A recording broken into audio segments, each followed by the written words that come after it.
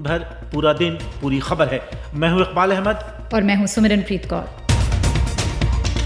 Podcast में आज बात दिल्ली के उप मुख्यमंत्री मनीष सिसोदिया की गिरफ्तारी की, नेपाल में प्रचंड सरकार संकट में और कांग्रेस के अधिवेशन की। मनीष सिसोदिया 5 दिनों की सीबीआई हिरासत में, आप समर्थकों का बीजेपी दफ्तर के पास प्रदर्शन। सीबीआई तो काम ही उनके कहने से कर रही है। भारतीय जनता पार्टी के जो प्रधानमंत्री है, सारा कुछ तो वहीं से रिमोट तो उनकी बीजेपी के पास है। यहाँ रिमोट तो सारा यहाँ इनके ऑफिस में है। सीबीआई के पास अपने पास कुछ नहीं है, वो तोता है। वो तो जो ये बोलेंगे वो ही बोलता है। क्या होगा इसका राजनीतिक नफा नुकसान, बता रहे हैं राजनीतिक विश्लेषक प्रमोद जोशी। आपका आशय अगर सिर्फ पॉलिटिकल इलेक्शनरी या जो चुनाव में संभावित परिणामों का या दिल्ली में जो भविष्य की राजनीति होगी, अगर उसके नजरिए से देखें तो इससे बीजेपी को कोई बड़ा फायदा मेरी समझ से नहीं होगा। नेपाल में प्रचंड सरकार संकट में, केपी ओली की पार्टी ने समर्थन वापस लिया। पार्टी है वो संघीय संसद की दूसरी बड़ी दल है, तो देश से बिल्कुल ऐसे कहा जा सकता है कि एक बड़ा दल का समर्थन खींचा गया है। अभी होंगी खेल की खबरें भी, लेकिन इन सबसे पहले जानते हैं देश और दुनिया के पूरे दिन का हाल सिमरनप्रीत कौर से।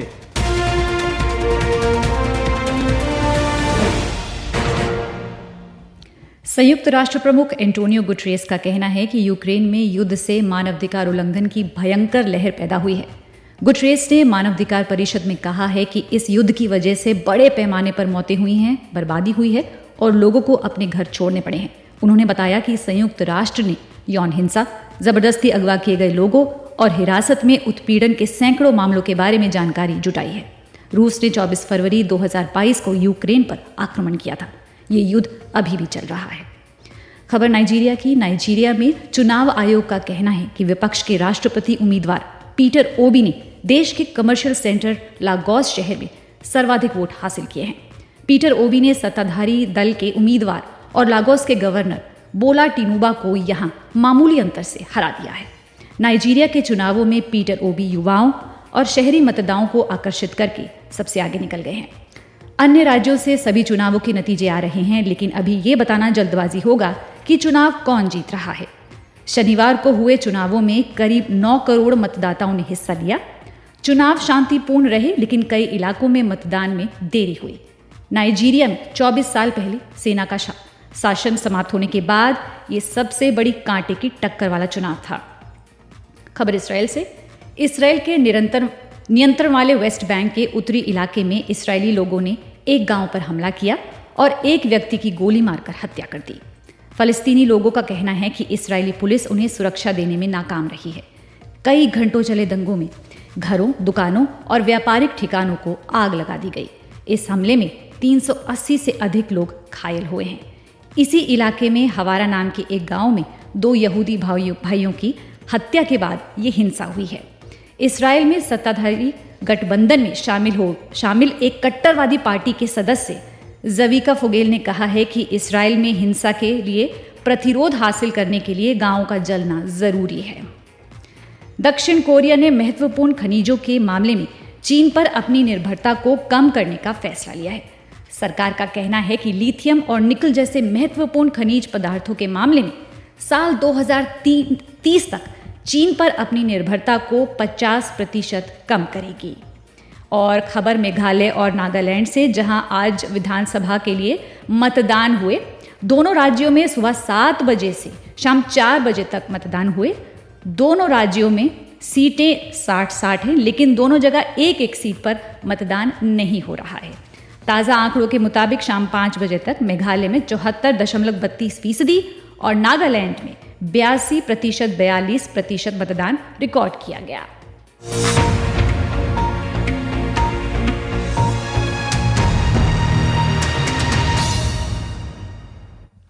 तो देश और दुनिया का हाल आप सुन रहे थे सिमरनप्रीत कौर से। ये बीबीसी हिंदी का न्यूज़ पॉडकास्ट दिन भर पूरा दिन पूरी खबर है, जो सोमवार से शुक्रवार भारतीय समय अनुसार रोजाना शाम 7:30 बजे लाइव होता है।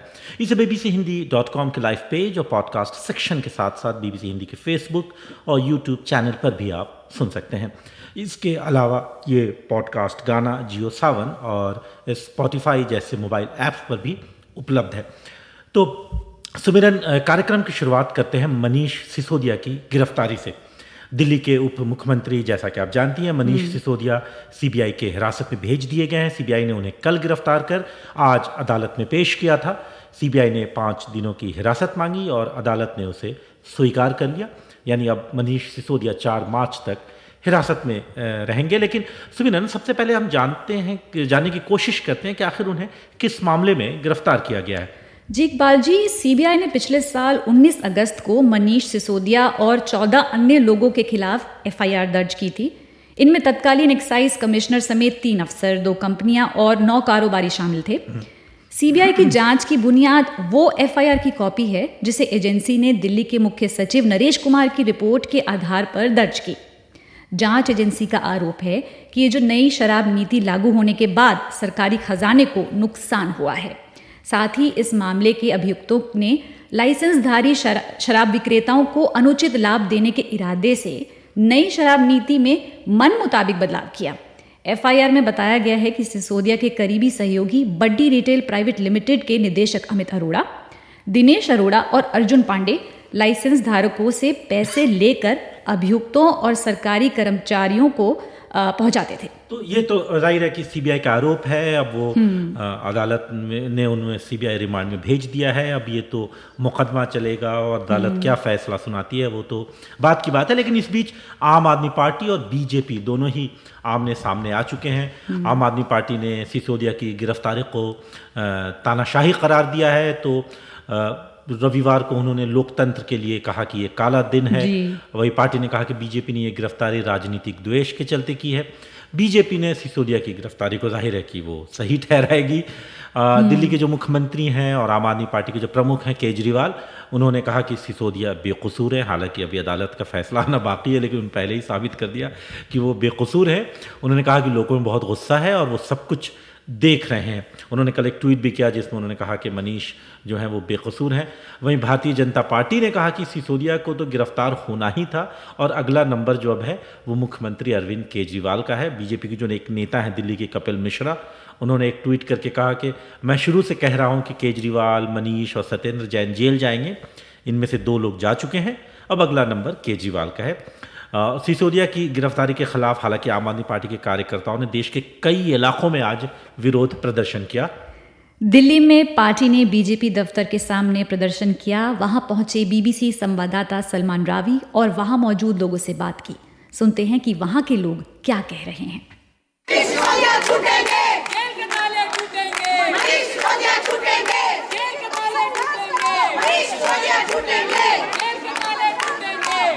इस वक्त हम मौजूद हैं आम आदमी पार्टी के दफ्तर के बाहर, दीनदयाल उपाध्याय मार्ग, दिल्ली हाउस पर।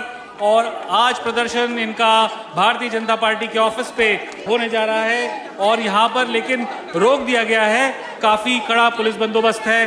पूरा छावनी में तब्दील हो गया इलाका। 144 धारा लगाई गई है। ये प्रदर्शन दिल्ली के उप मुख्यमंत्री और पार्टी के बड़े नेता मनीष सिसोदिया की गिरफ्तारी के खिलाफ में यहाँ पर प्रदर्शन कर रहे हैं आम आदमी पार्टी के कार्यकर्ता।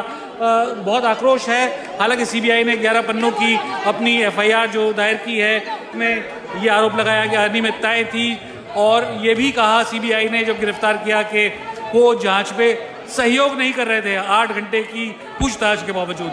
यहाँ कार्यकर्ताओं में काफ़ी आक्रोश है। आप लोग आम आदमी पार्टी से ये बताइए कि भारतीय जनता पार्टी के कार्यालय के बाहर प्रदर्शन करें, सीबीआई के उस पे दफ्तर के बाहर प्रदर्शन नहीं करें? देखिए, सीबीआई के बाहर हम इसलिए प्रदर्शन नहीं करें क्योंकि सीबीआई तो काम ही उनके कहने से कर रही है। भारतीय जनता पार्टी के जो प्रधानमंत्री हैं, अमित शाह है, सारा कुछ तो वहीं से, टारगेट तो वहीं से है। रिमोट तो उनकी बीजेपी के पास है। यहाँ रिमोट तो सारा यहाँ इनके ऑफिस में है। सीबीआई के पास अपने पास कुछ नहीं है। वो तोता है, वो तो जो ये बोलेंगे वो ही बोलता है। तो हम इनके खिलाफ करेंगे ना जो है। अभी सर अगर ये आदेश कर देंगे ना कि उनको छोड़ दिया जाए तो अभी छोड़ दिया जाएगा। क्यों? क्योंकि जड़ यहाँ पर है, पत्ते हैं वो सब। सीबीआई के पास जाना, ईडी के पास जाना कोई बेवकूफ़ी है, क्योंकि वो एक सरकारी महकमे के आदमी है। हटाने के लिए क्यों सीबीआई नहीं लगी? हटाने के लिए भी तो सीबीआई लगनी चाहिए। मनीष सिसोदिया के हमारे बच्चा अभी तक धरना प्रदर्शन बड़े में, कल से गली कूचे में हर घर का बच्चा धरना प्रदर्शन करेगा अपने शिक्षा मंत्री के लिए, क्योंकि हर गरीब घर के बच्चे, हर नॉर्मल घर के बच्चे इतनी अच्छी शिक्षा दी है। यहाँ दिल्ली गवर्नमेंट की स्कूल को देखो, 30 बात के लेके बच्चों में रोष है। बच्चा बच्चा दुखी है कि जब हमारा शिक्षा मंत्री के साथ हमारे ऐसे हो रहा है तो हम लोगों का भविष्य क्या होगा। इससे पहले सत्येंद्र जैन को अरेस्ट किया है, क्या ये आरोपित हो पाए? नहीं हो पाए। तो ये फर्जी है, फेक है, तो इस पे मनीष सिसोदिया उनको रिलीज करना चाहिए। हमारी माननीय प्रधानमंत्री से मांग है कि वो सीबीआई की जांच को रद्द करे और मनीष सिसोदिया को रिलीज करे। आपका नाम क्या है साहब?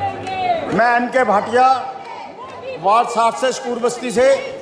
मुझे समझ में नहीं आता कि सिसोदिया जी के घर में पिछले 2 सालों से लगातार छापे डाल रहे हैं।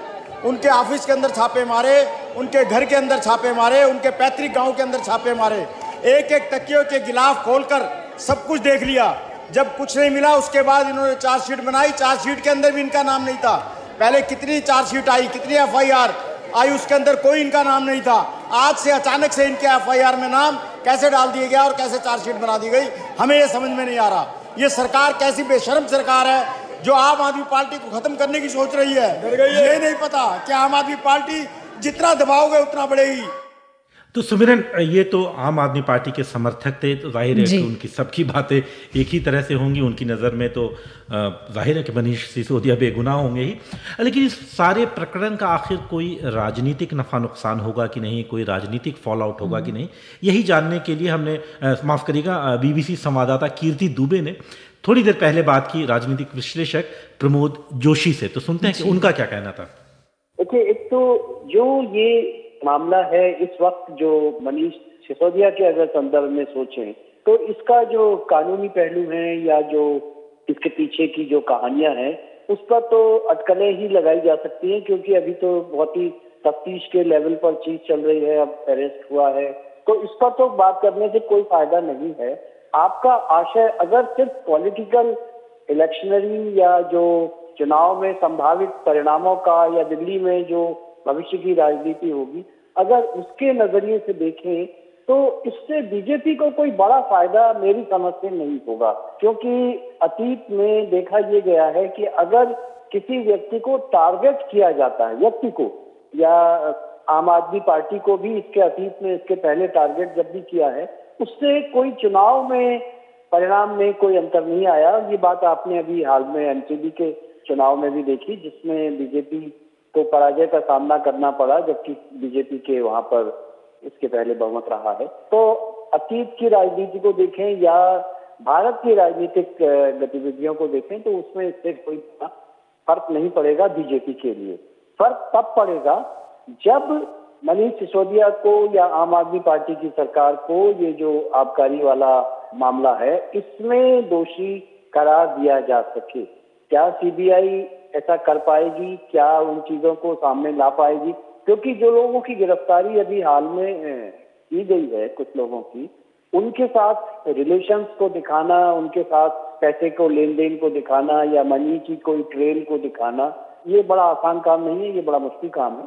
पर इंतजार करिए, देखिए क्या होता है। सर, तो मुझे ये बताइए कि एक पार्टी जो पैदा ही हुई एंटी करप्शन मूवमेंट से और जिसका पूरा जो पार्टी की नींव थी वो ही इसी बात पे थी कि करप्शन से लड़ेंगे और भ्रष्टाचार नहीं होना चाहिए, आम आदमी की पार्टी है ये, उस पार्टी के इतने प्रोमिनेंट लीडर का और जो एंटी करप्शन मूवमेंट का फेस रहे हमेशा से केजरीवाल के साथ, उस पे भ्रष्टाचार के आरोप में उसका नाम आना और सीबीआई को उसका गिरफ्तार करना और सीबीआई इन्वेस्टिगेट कर रही है इस केस में, आपको क्या लगता है कि आम आदमी पार्टी के लिए एक बड़ा डेंट बन के आएगा या आम आदमी पार्टी एक विक्टिम कार्ड खेल करके इस सारी प्रक्रिया को अपने फेवर में कर लेगी? आप कैसे देखते हैं? डेंट तब होगा जब करप्शन के कुछ आधार स्थापित किए जाएंगे। देखिए, अभी सत्येंद्र जैन जेल में हैं जो इनके मंत्री हैं, दूसरे ये एक बड़े नेता अब मतलब जेल में तो नहीं गए हैं, लेकिन अभी ऐसा लगता है कि वो उनको लंबी कैद में जाना पड़ सकता है।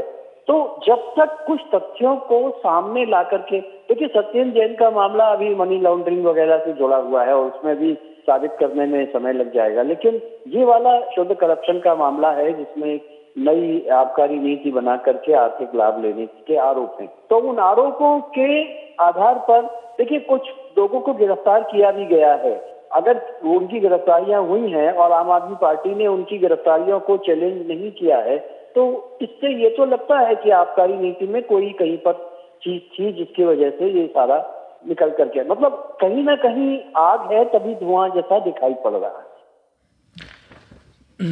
तो ये थे वरिष्ठ राजनीतिक विश्लेषक प्रमोद जोशी।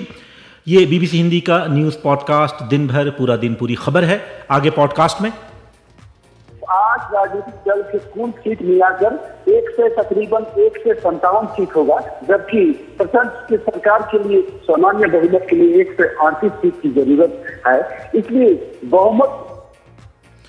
तो जैसा कि आपने सुना वो नेपाल की बात हो रही थी, लेकिन आगे बढ़ने से पहले बात कर लेते हैं कि जो हमारे श्रोता हैं, हमारे जो पाठक हैं, जो इस वक्त हमें फेसबुक और यूट्यूब के ज़रिए सुन रहे हैं, वो क्या कह रहे हैं। सुमिरन, सबसे अच्छी खबर तो ये है कि बहुत से लोग आपको कह रहे हैं कि सुमिरन बहुत दिनों के बाद हमें सुनने को मिल रहा, तो आप ज़्यादा से ज़्यादा कार्यक्रम किया करें। ये धन्यवाद। आप हमारे श्रोता हैं। उसके अलावा जाहिर है कि जो प्रोग्राम है आम आदमी पार्टी के डेप्यूटी चीफ मिनिस्टर दिल्ली के मनीष सिसोदिया की गिरफ्तारी पर ही लोग कह रहे हैं। शमशाद समस्तीपुरी लिखते हैं कि इतनी अंधेर गर्दी, यदि आबकारी नीति से ख़जाने सरकारी खाली हो रहे हैं तो फिर अदानी जो कर रहे हैं उनसे क्या होगा। उसके अलावा ज़्यादातर लोग यही कह रहे हैं कि ये राजनीतिक गहमा गहमी है और राजनीतिक कुश्ती चल रही है आम आदमी पार्टी और बीजेपी के बीच में, चाहे वो यूट्यूब पर हों और चाहे फेसबुक पर हैं। ज़्यादातर लोग जो हैं वो यही बात कर रहे हैं। जी, और अब बात भारत के पड़ोसी देश यानी नेपाल की। नेपाल के पूर्व प्रधानमंत्री केपी ओली की पार्टी सीपीएन यूएमएल ने पुष्प कमल दहल प्रचंड की सरकार से समर्थन वापस लेने का फैसला लिया है। 2 महीने पहले ही नेपाल की राष्ट्रपति विद्या देवी भंडारी ने पूर्व माओवादी गुरिल्ला पुष्प कमल दहल प्रचंड को प्रधानमंत्री नियुक्त किया था। उस वक्त प्रचंड को केपी ओली की party communist party of Nepal का समर्थन मिला था। 7 दलों की गठबंधन वाली प्रचंड सरकार बनाते वक्त उनके पास अपने महज 32 सदस्य थे। नेपाली सेवा के संवाददाता गनी अंसारी से इकबाल अहमद ने बात की और पूछा कि प्रचंड सरकार इस समय किस स्थिति में है। देखिए इकबाल साहब, नेकपा एमाले पार्टी है, वो संघीय संसद की दूसरी बड़ी दल है। तो बिल्कुल ऐसे कहा जा सकता है कि एक बड़ा दल का समर्थन खींचा गया है अभी प्रचंड सरकार की। लेकिन 8 अब राजनीतिक दल मिलकर एक गठबंधन बनाए हैं, जिसमें नेपाली कांग्रेस संसद की सबसे बड़ी राजनीतिक पार्टी नेपाली कांग्रेस है। तो इस वजह से अब 8 राजनीतिक दल के कुल सीट मिलाकर तकरीबन 1 से 57 सीट होगा, जबकि प्रचंड की सरकार के लिए सामान्य बहुमत के लिए 1 से 38 सीट की जरूरत है। इसलिए बहुमत के हिसाब से कोई चुनौती नहीं है, लेकिन चुनौती ये बात है कि अब 8 राजनीतिक दल को लेकर प्रचंड को चलना होगा। सबसे बड़ी चुनौती ये है। और दूसरी चुनौती की बात करेंगे तो प्रदेश सरकार में कुल 7 प्रदेश है नेपाल में, जिसमें 3 प्रदेश में एमाले से मिलकर माओवादी ने सरकार बनाई है। तो वहां पे प्रादेशिक सरकार को बरकरार रखने के लिए भी एक चुनौती प्रचंड के लिए है। फिलहाल 2 बड़ी चुनौती है। 8 राजनीतिक दलों को मिलाकर एक साथ आगे बढ़ना है और दूसरी प्रदेश में जो गठबंधन है एमाले से, उन्हें भी मिलाकर अगर नहीं जा सकते तो फिर दूसरी गठबंधन प्रदेश में भी दूसरी तरह की गठबंधन करना पड़ेगा। जी, गनी अंसारी ये बताएं कि जो सीपीएन यूएमएल है, उन्होंने समर्थन वापसी किन कारणों से किया है और अब उनका अगला कदम क्या होगा? वो क्या सिर्फ हाथ पर हाथ देकर बैठे रहेंगे या वो कुछ और करेंगे? अभी मैंने कुछ देर पहले आपसे बात करने से पहले मैंने एमाले पार्टी के उपाध्यक्ष विष्णु पौडेल से बात की थी।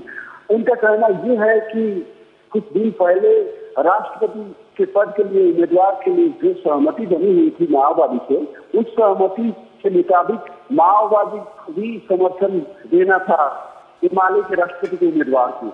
लेकिन माओवादी के अध्यक्ष और प्रधानमंत्री प्रचंड ने इस सहमति से मुकर गए, जिसकी वजह से हमें लगा कि हमारे साथ धोखा हो रहा है।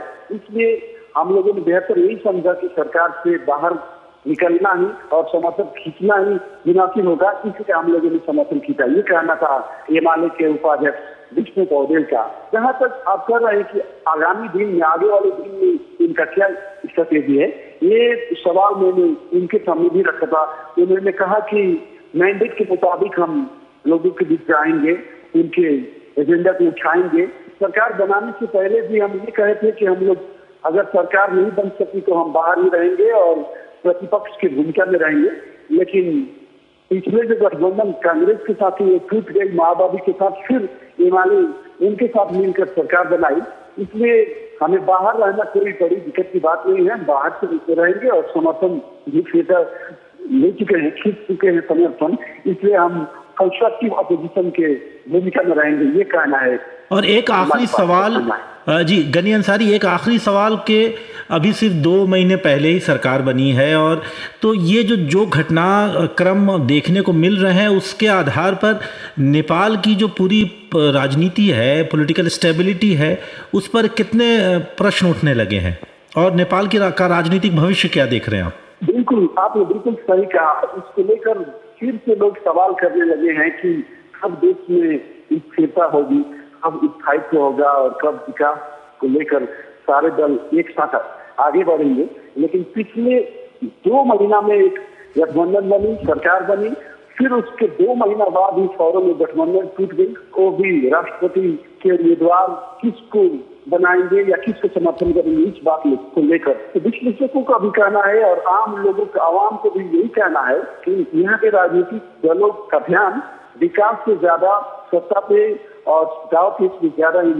ये लोग मुतवज्जह हो रहे हैं। इससे लोगों में निराशा बिल्कुल छाई है और लोग फिर से आलोचना कर रहे हैं राजनीतिक पार्टी और उनके नेताओं की।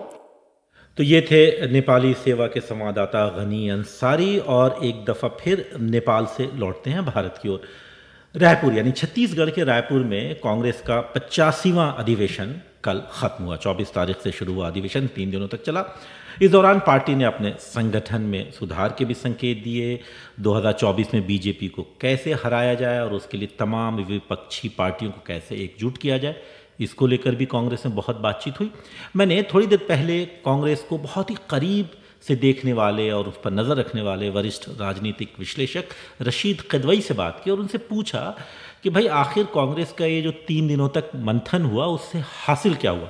तो सुनते हैं कि रशीद किदवई का क्या कहना था। वहाँ की जो बड़ी बात ये हुई कि वो जो कांग्रेस के अध्यक्ष हैं मल्लिकार्जुन खड़गे, उनको असीमित मतलब शक्ति प्रदान करते हुए पूरा जो कांग्रेस की कार्य समिति है उसको मनोनीत करने का अधिकार दिया गया। तो ये एक खड़गे के लिए एक बड़ी उपलब्धि है। दूसरी बात ये कि कांग्रेस ने कहा कि वो जो समान सोच वाले राजनीतिक दलों के साथ में तालमेल 2024 के लिए करने को तैयार है। और तीसरी बात ये कि कांग्रेस में जो संगठन का जो उनका स्ट्रक्चर है उसमें काफी व्यापक बदलाव किए गए, करीब 85 संशोधन किए गए हैं और उससे आने वाले समय में हो सकता है कि कांग्रेस की राजनीति और रणनीति दोनों के ऊपर असर पड़े। जिस तरह के रिजोल्यूशंस पास हुए हैं, खासकर मैं पॉलिटिकल रिजोल्यूशंस की बात करूं, तो उससे आपको क्या लगता है कि अब कांग्रेस की अगली दिशा क्या होगी? कांग्रेस ने जो वैचारिक जो मुद्दे हैं, जो धर्मनिरपेक्षता की बात है, अर्थव्यवस्था की बात है, विदेश नीति की बात है, उसमें कांग्रेस ने कोई पैनापन मुझे नहीं नजर आया। उनके जो पॉलिटिकल रेजोल्यूशन है, राजनीतिक प्रस्ताव है, उसमें कांग्रेस ने इस बात का खुलासा नहीं किया कि वो नरेंद्र मोदी सरकार को पछाड़ने या गिरने के लिए विपक्ष के साथ तालमेल करने में किसी भी हद तक जा सकती है, और जो प्रधानमंत्री पद है उसको वो उसके लिए मतलब जो है वो नेगोशिएबल है कि उसको वो उस पे अपना हक नहीं जमाएगी। क्योंकि देखिए इस समय जो विपक्ष की जो स्थिति है, विपक्ष काफी बिखरा हुआ है। बहुत सारे ऐसे राजनीतिक दल हैं, क्षेत्रीय दल हैं, जिसमें आम आदमी पार्टी है जिसके नेता अरविंद केजरीवाल हैं, उसके साथ साथ ममता बनर्जी के तृणमूल कांग्रेस है, नीतीश कुमार का जेडीयू है। वो लोग एक तरीके से भाजपा के खिलाफ एक महागठबंधन तो पेश करना चाहते हैं। अखिलेश यादव हैं समाजवादी पार्टी के, लेकिन वो राहुल गांधी के नेतृत्व को लेकर उनके मन में संकोच है। और कांग्रेस जो है, जो हमने रायपुर में जिस तरह का राहुल गांधी का अभिनंदन देखा, उससे नजर आता है कि कांग्रेस राहुल गांधी को ही 2024 का एक भावी प्रधानमंत्री के रूप में देख रही है। तो ये थोड़ा सा दोनों राजनीतिक दलों में या जो राजनीतिक सोच में थोड़ी सी खटपट नजर आती है। दरअसल एक ऐसा प्रस्ताव है कि 542 जगहों में कम से कम 500 या उससे ज्यादा सीटों पे विपक्ष जो है वो भाजपा या एनडीए के खिलाफ केवल एक ही व्यक्ति को खड़ा करे, और उसके लिए बहुत से लोगों को त्याग देना होगा, खासतौर से कांग्रेस को, क्योंकि आप जैसे जानते हैं कि ऐसी 200 से ज्यादा लोकसभा की सीटें जहां कांग्रेस और भाजपा सीधे टक्कर में है, और उत्तर प्रदेश और बिहार में और बंगाल में कांग्रेस की राजनीतिक स्थिति बिल्कुल मजबूत नहीं है। तो क्या कांग्रेस अपने 400 से ज्यादा उम्मीदवारों को छोड़ के केवल 200 पौने 200 जो है कैंडिडेट्स के साथ संतोष करेगी? तो ये सारे बहुत सारे प्रश्न चिन्ह हैं। जी, और एक आखिरी सवाल रशीद किदवई कि क्या अब सोनिया गांधी का रोल कांग्रेस में खत्म हो चुका है या अभी भी कांग्रेस में उनके लिए कोई भूमिका बाकी है?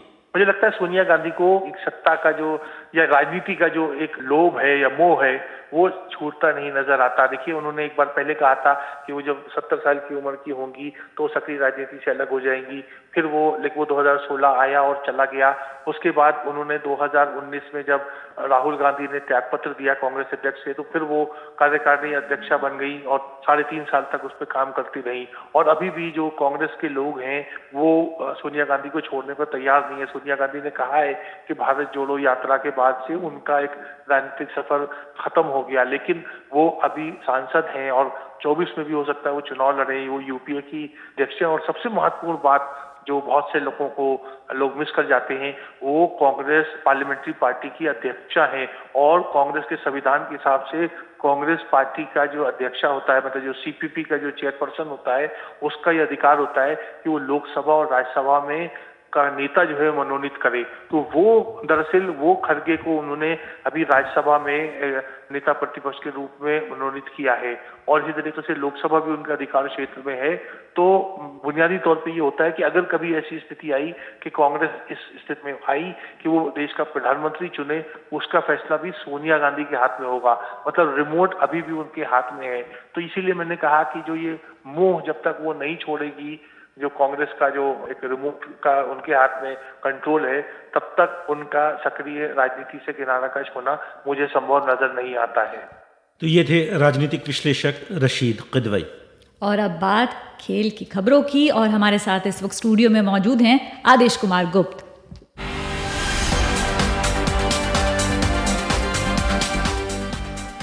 जी सिमरन, कल सबकी निगाहें थी ICC women's 2020 world cup cricket tournament के फाइनल पर, जहां ऑस्ट्रेलिया और दक्षिण अफ्रीका की विमेंस टीम आमने सामने थी। लेकिन ऑस्ट्रेलिया ने दक्षिण अफ्रीका के पहली बार विश्व कप जीतने के सपने को पूरा नहीं होने दिया और 6ठी बार चैंपियन बनने का गौरव हासिल किया। हालांकि दक्षिण अफ्रीका की टीम की इसलिए तारीफ की जानी चाहिए क्योंकि वो एकमात्र ऐसी टीम है जो पहली बार वर्ल्ड कप का फाइनल खेल रही थी। हालांकि पुरुष टीम भी कभी इस तरह का कारनामा नहीं कर पाई और कल ऑस्ट्रेलियन बैटर ने 6 विकेट खोकर 156 रन बनाए। ऑस्ट्रेलिया के बैटर बेथ मूनी ने 74 रन बनाए, एशले गार्डनर ने 29 रन बनाए। और उसके बाद जब दक्षिण अफ्रीकी टीम जीत के लिए 157 रनों के लक्ष्य को सामने रखकर मैदान में उतरी तो 6 विकेट खोकर 137 रन ही बना सकी। उनकी ओर से सिर्फ लॉरा वॉल्वर्ट ने 61 रन बनाए, लेकिन बाकी बैटर कुछ खास नहीं कर सकी। ऑस्ट्रेलिया की 7 गेंदबाजों ने गेंदबाजी की और ये वो ऑस्ट्रेलिया टीम है जिसमें कम से कम 7-8 ऑलराउंडर हैं और ऑस्ट्रेलिया ने दिखा दिया कि आखिरकार वो क्यों चैंपियन है। हालांकि इस टूर्नामेंट में प्लेयर ऑफ द टूर्नामेंट का खिताब मिला ऑस्ट्रेलिया के एशले गार्डनर को और सबसे अधिक रन बनाए दक्षिण अफ्रीका की लॉरा वॉल्वर्ट ने, जिन्होंने 230 रन बनाए। और सबसे ज़्यादा विकेट लिए इंग्लैंड की सोफी एक्लिस्टोन ने, जिन्होंने 11 विकेट लिए इंग्लैंड के खिलाड़ी। और यहाँ इकबाल जी, मैं आपको पाकीज़ा फिल्म का एक नगमा है ना, यूं ही कोई मिल गया था सारी रात चलते चलते, और उसका एक अंतरा है, शबे इंतजार आखिर कभी होगी मुख्तसर भी, ये चिराग बुझ रहे हैं मेरे साथ जलते जलते। तो दक्षिण अफ्रीका का ये जो इंतजार था वर्ल्ड कप जीतने का, वो अभी भी लगातार बदस्तूर जारी रहेगा, मुख्तसर नहीं हो पाया। और उधर वेलिंगटन में इंग्लैंड और न्यूजीलैंड के बीच दूसरा टेस्ट मैच खेला जा रहा है, जहां आज चौथे दिन स्टंप के समय इंग्लैंड ने दूसरी पारी में 1 विकेट खोकर 48 रन बना लिए थे, जबकि जीत के लिए उसे 258 रनों का लक्ष्य मिला है। यानी जीत से अभी भी इंग्लैंड 210 रन पीछे है। उधर भारत की जूनियर महिला हॉकी टीम ने दक्षिण अफ्रीका A को 4-0 से हराकर अपने दौरे को बिना कोई मैच हारे समाप्त किया।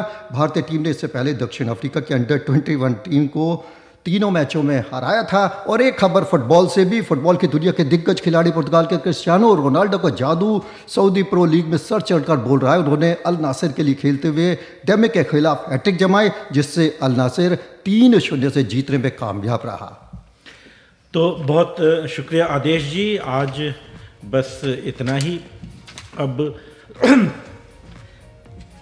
पॉडकास्ट में दिन भर आज इतना ही। इस पॉडकास्ट के दौरान स्टूडियो की जिम्मेदारी संभाली रविशंकर कुमार ने।